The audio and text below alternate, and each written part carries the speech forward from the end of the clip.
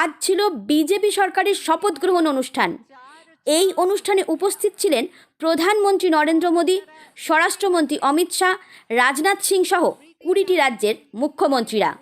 মুখ্যমন্ত্রী হিসাবে শপথ নেন শুভেন্দু অধিকারী এবং অন্যান্য দপ্তরবিহীন মন্ত্রিত্বের তালিকায় আরও 5 জন।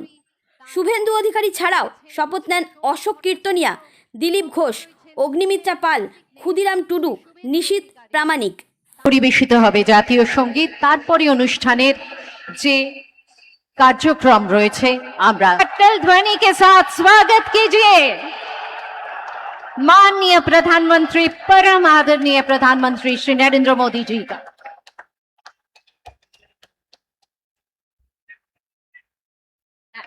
माननीय राज्यपाल उपस्थित आছেন श्री आर.एन. रवि, उपस्थित আছেন माननीय सीएम डेजिग्नेट, আমাদের মুখ্যমন্ত্রী ডেজিগনেট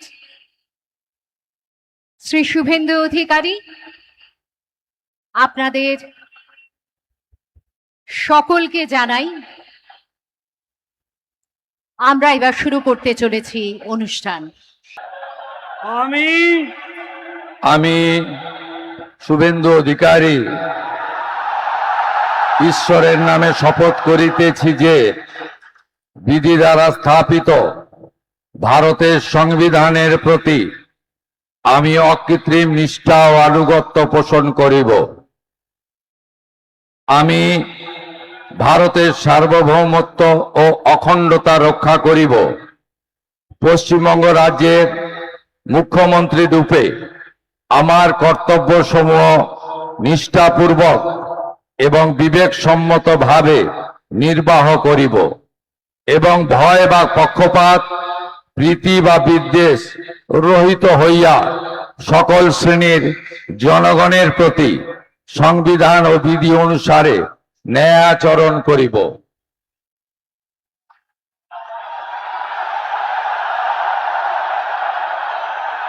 আমি